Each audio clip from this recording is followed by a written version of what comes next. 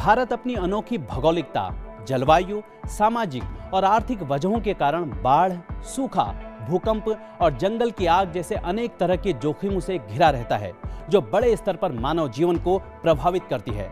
आपदा प्राकृतिक या मानव जनित कारणों से संभव है। ऐसे हालातों से निपटने और कानून व्यवस्था को बनाए रखने के उद्देश्य से सरकार आपदा प्रबंधन कानून 2005 में लेकर आई। नमस्कार दोस्तों, स्वागत है आप सभी का हमारे इस खास कार्यक्रम कानून की पाठशाला में। मैं हूं नरेंद्र सिंह। इस कार्यक्रम में बात होगी आपदा प्रबंधन अधिनियम 2005 के प्रावधानों की।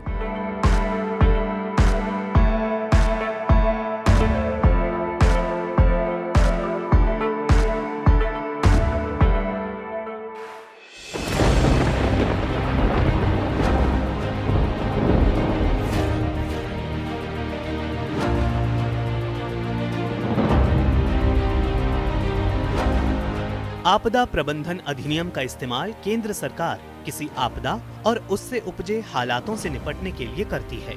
आपको याद होगा 2019 का वो दौर जब देश और दुनिया को कोविड महामारी ने घेरा हुआ था। इस भीषण महामारी पर अंकुश लगाने के लिए केंद्र सरकार ने आपदा प्रबंधन अधिनियम 2005 के तहत अपनी शक्तियों का प्रयोग किया था। इसके तहत लॉकडाउन के साथ दूसरे कई नियम भी बनाए गए। इन नियमों को देश भर में लागू किया गया। इन नियमों का उल्लंघन करने पर सजा का प्रावधान किया गया है। इस कानून का बुनियादी उद्देश्य आपदा के दौरान और बाद में कुशल प्रबंधन के माध्यम से नागरिकों और समाज को होने वाली क्षति को सीमित करना है। ये कानून जनवरी 2006 में लागू हुआ। ये अधिनियम गृह मंत्रालय को नोडल मंत्रालय के रूप में नामित करता है। ये कानून राष्ट्रीय, राज्य और जिला स्तरों पर एक व्यवस्थित संरचना बनाए रखता है।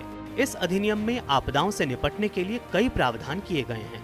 इस कानून के अंतर्गत राष्ट्रीय आपदा प्रबंध प्राधिकरण का गठन किया गया है।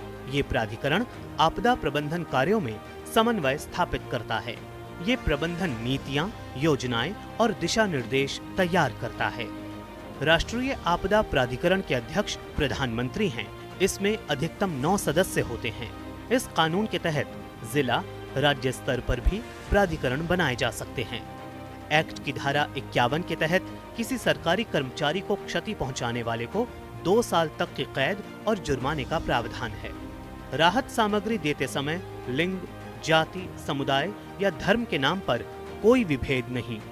आपदा में मिलने वाली राशि या सामग्री का दुरुपयोग करने पर धारा 53 के तहत 2 साल तक की कैद और जुर्माना। आपदा के समय अफवाह फैलाने वालों पर धारा 54 के तहत कार्रवाई का प्रावधान। आपदा के समय अपने पद का गलत फायदा उठाने पर सरकारी कर्मचारी पर धारा 55 के तहत कार्रवाई का प्रावधान। धारा 57 के तहत राष्ट्रीय, राज्य या जिला कार्यकारिणी समिति को वाहन, भवन या अन्य संसाधन संग्रह का अधिकार। इस कानून में निधि सृजन के लिए वित्तीय तंत्र स्थापित करने का प्रावधान किया गया है।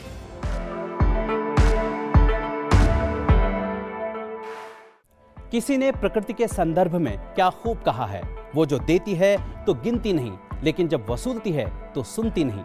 इसका मतलब हमें अपने लालच की वजह से उन कामों से बचना चाहिए जिनसे प्रकृति को नुकसान पहुंचता हो। प्रकृति के कानूनों को मानकर हम मानव जनित आपदा को कम कर सकते हैं, और अगर आपदा का प्रहार होता भी है तो हमें ज्यादा से ज्यादा पीड़ितों की सहायता के लिए आगे आना चाहिए और इंसानियत की मिसाल पेश करनी चाहिए। फिर मिलेंगे कानून की पाठशाला के अगले एपिसोड में एक और महत्वपूर्ण जानकारी के साथ। तब तक के लिए नमस्कार।